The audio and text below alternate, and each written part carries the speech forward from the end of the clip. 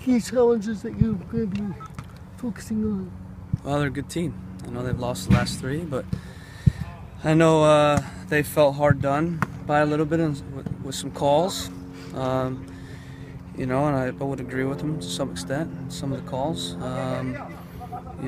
But I don't think the last three games are indicative of indicative of the team they are.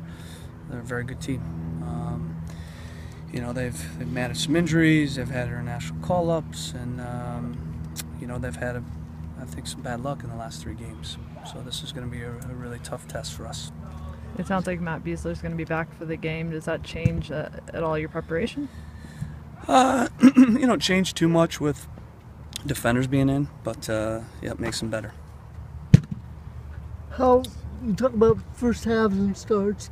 Is there something you can do that you didn't maybe do in Seattle with a great start, other than obviously finish? But is there something that needs to happen differently to get over that first half hump? Nah, I mean they didn't have many chances, so if they got a lot of chances, then you're worried about were you up for it? Was it an organizational issue? But we dominated the first half and we were good from the start. In fact, we had the first two chances on goal before they got the goal. So no, nothing different.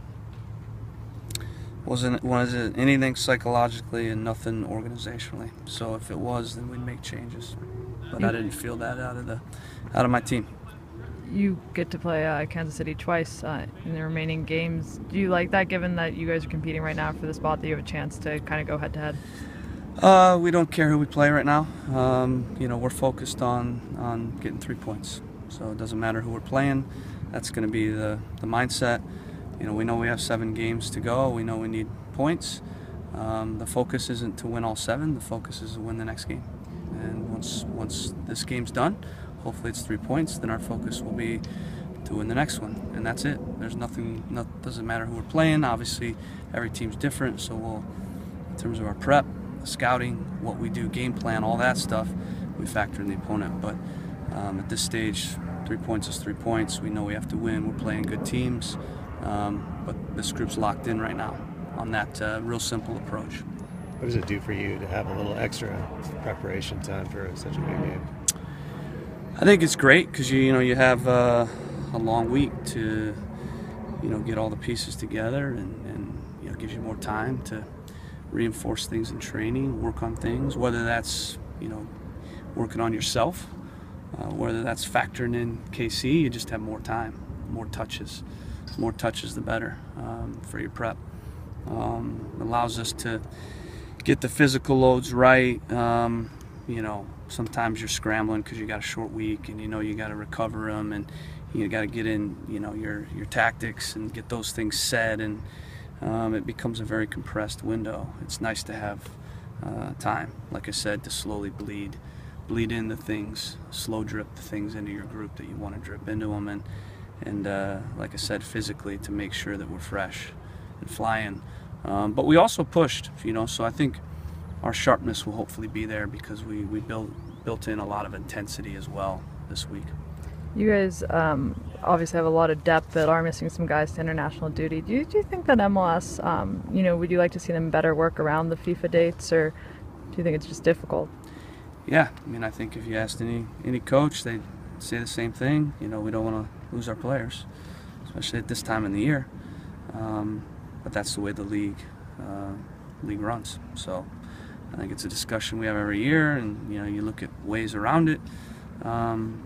But right now it is what it is. So I'm sure at the end of the year we'll meet again as coaches, and we'll air those things, and we'll talk about a way that we can. But it is what it is.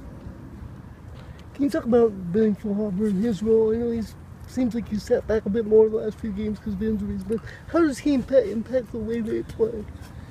Yeah, well, they've had most of our out. Right. So with him out, they've been trying to do different things. They played Fulhauber deep.